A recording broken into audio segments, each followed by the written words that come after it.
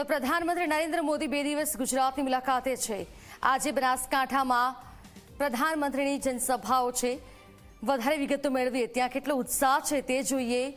સંવાદદાતા ઉદય રંજન મારી સાથે જોડાયા છે। ઉદય, બનાસકાંઠામાં આજે પ્રધાનમંત્રીની જનસભા છે, કેવો ઉત્સાહ છે, કયા પ્રકારની તૈયારીઓ છે?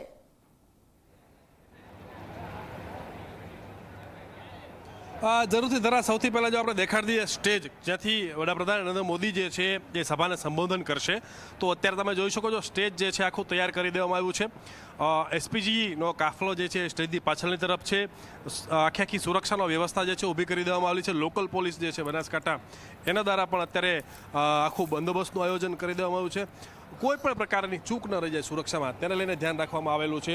આ તરફ જે સ્ટેજ છે એની બાજુમાં તે વીવીઆઈપી જે છે એમની બેઠક રાખવામાં આવેલી છે। બાજુની તરફ તમે જોઈ શકો છો કે લોક સાહિત્ય કાર્યક્રમ માટેનું સ્ટેજ જે છે આખું બનાવવામાં આવેલું છે। અને જે પ્રમાણે ભારતીય જનતા પાર્ટીનો જે દાવો છે એ દાવાને લઈને 2 લાખ સુધીના લોકો જે છે આમાં એકઠા થઈ શકે છે અહીંયા, અને સંબોધનની અંદર હાજરી આપી શકે છે। ત્યારે અહીંયાના જે સ્થાનિક લોકો જે છે એની સાથે વાત કરીશું, અને ખાસ કરીને એક કાકા જે છે એમણે વડાપ્રધાન નરેન્દ્ર મોદીનું જે આખું એક ગીત બનાવેલું છે એ ગીત અંગે આપણે સાંભળીશું। એ જે લોક સાહિત્ય કાર્યક્રમ જ્યારે ચાલુ થશે ત્યારે ગાવામાં આવશે, પરંતુ એ પહેલાં આપણે દર્શક મિત્રોને સંભળાવી દઈએ કે આ ગીત કાકા શું બનાવેલું છે અને કેવા પ્રકારનું ગીત છે। ગીત થોડુંક ગાઈને સંભળાવો। હાજી। એ જી ભારતનો ય પ્રધાન બંકો વગાડ્યો છે વિશ્વમાં ડંકો।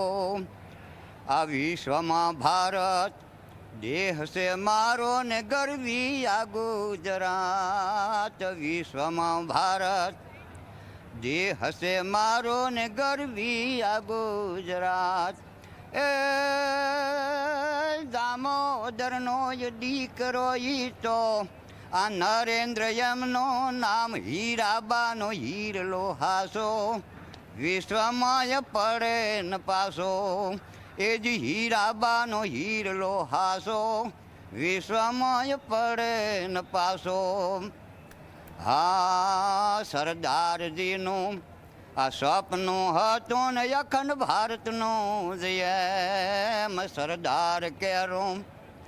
આ સ્વપ્ન હતું ને અખંડ ભારતનું જેમ એ ગુજરાતનું આ ગૌરવ વધાર્યું। આ કર્યા કામ તમામ બોલીને આ બીજું ન બોલે, ભલે આખું બ્રહ્માંડ ડોલે। એ જી બોલીને આ બીજું ન બોલે, ભલે આખું બ્રહ્માંડ ડોલે।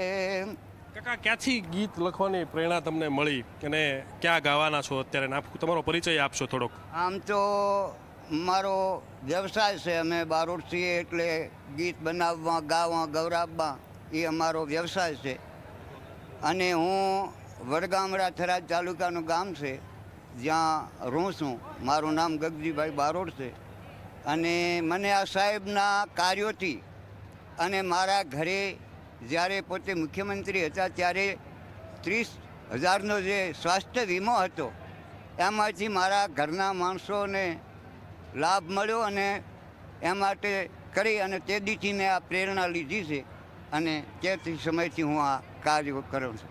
તો ધરા ગગજીભાઈ બારોટા થરાદના છે, અને વડાપ્રધાન નરેન્દ્ર મોદીની કાર્યશૈલીને ખાસ કરીને કાર્યોને લઈથી પ્રભાવિત થઈ અને જે લાભ લીધેલી સરકારી યોજનાનો ત્યારથી અમને પ્રેરણા મળેલી છે।